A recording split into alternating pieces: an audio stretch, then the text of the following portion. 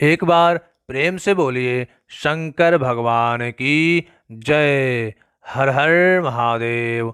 दोस्तों, इस वीडियो में हम आपको वृश्चिक राशि के जातकों के बारे में पूरी जानकारी देंगे कि नवंबर 2022 के महीने में वृश्चिक राशि वालों के दिन कैसे रहने वाले हैं। चाहे पारिवारिक जीवन, स्वास्थ्य संबंधित जानकारी, प्रेम जीवन, दाम्पत्य जीवन, शिक्षा, कैरियर, इन सब चीज़ों के बारे में आपको पूरी जानकारी दी जाएगी। इसलिए आपसे निवेदन है कि आप यदि वृश्चिक राशि के जातक हैं तो इस वीडियो को अंत तक अवश्य देखें। और वीडियो में दी गई जानकारी अगर आपको अच्छी लगे तो आप हमारे चैनल को सब्सक्राइब अवश्य कर दीजिएगा। सबसे पहले वृश्चिक राशि के जातकों के करियर के दृष्टिकोण से देखें तो वृश्चिक राशि के जातकों के लिए यह महीना अनुकूल साबित होने वाला है। महीने की शुरुआत में ही आप अपने काम को लेकर काफी सजग नजर आएंगे और बहुत मेहनत भी करेंगे। आपके द्वारा किए गए प्रयास सफल भी होंगे। आपको नौकरी के सिलसिले में विदेश जाने का मौका भी मिल सकता है और वहां पर आप काफी अच्छी स्थिति में रहेंगे और खुद को गौरवान्वित महसूस करेंगे क्योंकि आपके काम की सराहना भी होगी। महीने के उत्तरार्ध में जब 16 तारीख को सूर्यदेव का गोचर आपके प्रथम भाव में होगा तो उस दौरान आप अपने कार्य क्षेत्र में पूर्व में किए गए मेहनत का लाभ प्राप्त करने से अधिकारी बनेंगे।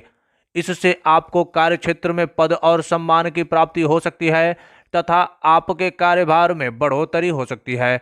इस दौरान आपके काम को देखते हुए आपको तनख्वाहों में वृद्धि भी प्राप्त होने की अच्छी संभावना दिखाई दे रही है। इस प्रकार यह समय आपके कार्य के लिए अनुकूल रहने वाला है। छठे भाव के स्वामी मंगल महाराज कुंडली के अष्टम भाव में वक्री अवस्था में होने से उतार चढ़ाव भी आएंगे और कुछ विरोधी भी प्रबल होंगे। लेकिन महीने के उत्तरार्ध में जब मंगल महाराज सप्तम भाव में वक्री गति से प्रवेश करेंगे तो उन सभी में कमी भी आएगी और आप अपने विरोधियों पर जीत दर्ज करने में कामयाब भी रहेंगे। यदि आप कोई व्यापार करते हैं तो महीने की शुरुआत कुछ कमजोर हो सकती है क्योंकि सप्तम भाव के स्वामी शुक्र द्वादश भाव में सूर्य, बुध और केतु के साथ होंगे तथा राहु महाराज छठे भाव में विराजमान रहेंगे। हालांकि इस दौरान विदेशी संपर्कों से लाभ मिलेगा। यदि आप किसी मल्टीनेशनल कंपनी या किसी विदेशी माध्यम से जुड़कर कोई व्यापार करते हैं तो यह समय आपको उत्तम प्रगति प्रदान करेगा। इसके बाद जब 11 तारीख को शुक्र का गोचर प्रथम भाव में होगा और फिर 13 तारीख को बुध भी आपकी ही राशि में प्रवेश कर देंगे तो व्यापार की स्थितियां और अधिक सुधर जाएंगी तथा सूर्यदेव जी 16 तारीख को प्रथम भाव में आकर सप्तम भाव को पूर्ण दृष्टि से देखेंगे। इससे सरकारी क्षेत्र की योजनाएं आपके लिए फायदेमंद साबित होगी और आपका व्यापार अच्छी गति से आगे बढ़ेगा। यदि आर्थिक दृष्टि से देखें तो महीने की शुरुआत काफी कमजोर रहने की संभावना है क्योंकि इस दौरान बुध, शुक्र, केतु और सूर्य आपके द्वादश भाव में होंगे, राहु छठे भाव में और मंगल महाराज की वक्री अवस्था में अष्टम भाव में होंगे। यह समय आर्थिक हानि और विभिन्न प्रकार के बेतहाशा खर्चों में बढ़ोतरी की ओर इशारा करता है। इस दौरान आपको अपनी आमदनी को एक समन्वय के साथ खर्च करने पर ध्यान देना होगा, नहीं तो आपके खर्चे इतने बढ़ जाएंगे कि उनको संभाल न पाना आपके लिए मुश्किल हो जाएगा। हालांकि 11 तारीख को शुक्र और फिर 13 तारीख को बुध के आपके प्रथम भाव में गोचर करने के बाद खर्चों में कुछ कमी आएगी जो 16 तारीख को सूर्य के प्रथम भाव में आ जाने के बाद और भी कम हो जाएगी। उसके बाद से आपके हाथ में पैसा रुकने लगेगा और आप उस पैसे का सही तरीके से कहीं निवेश करके उसको कई गुना बढ़ाने में कामयाब भी रहते हैं। इस समय का सही तरीके से इस्तेमाल करने से आपको आर्थिक तौर पर मदद के योग बनेंगे। व्यापार करने वाले लोगों को महीने के उत्तरार्ध में उत्तम आर्थिक लाभ मिलने के योग बनेंगे जिससे उनकी स्थिति में सुधार होगा। बृहस्पति वक्री अवस्था में पंचम भाव में आपके नवम भाव और एकादश भाव को देख रहे हैं जो नियमित आमदनी प्रदान करने में मददगार बनेंगे और आपके कार्य सफल होंगे। नौकरी पेशा लोगों की भी तनख्वाहों में वृद्धि होने से आर्थिक स्थिति सुधर जाएगी। यदि आपके स्वास्थ्य की बात की जाए तो आपको काफ़ी ध्यान देने की जरूरत है। इस महीने आपका स्वास्थ्य काफ़ी कमजोर रहने की संभावना है। महीने की शुरुआत में छठे भाव में राहु और सप्तम भाव में वक्री मंगल की उपस्थिति आपको वाहन संबंधी समस्याएं दे सकती है, यानी कि वाहन चलाने से दुर्घटना की संभावना, किसी प्रकार की सर्जरी आदि की संभावना या चोट लगने की स्थिति बन सकती है। इसलिए बेहद सावधानी रखें और वाहन सावधानी से ही चलाएं। किसी से मांग कर वाहन ना चलाएं, नहीं तो उससे और ज्यादा समस्या हो सकती है। द्वादश भाव में 4 ग्रहों की उपस्थिति होने की वजह से और उस पर शनि की दृष्टि होने से भी आर्थिक खर्चे मानसिक तनाव बढ़ाएंगे तथा आपका स्वास्थ्य भी विकृत हो सकता है, जो आपकी स्वास्थ्य समस्याओं को बढ़ाने वाला साबित होगा। लेकिन महीने का उत्तरार्ध अपेक्षाकृत अनुकूल रहेगा, क्योंकि उस दौरान बुध, शुक्र और सूर्य के प्रथम भाव में आ जाएंगे।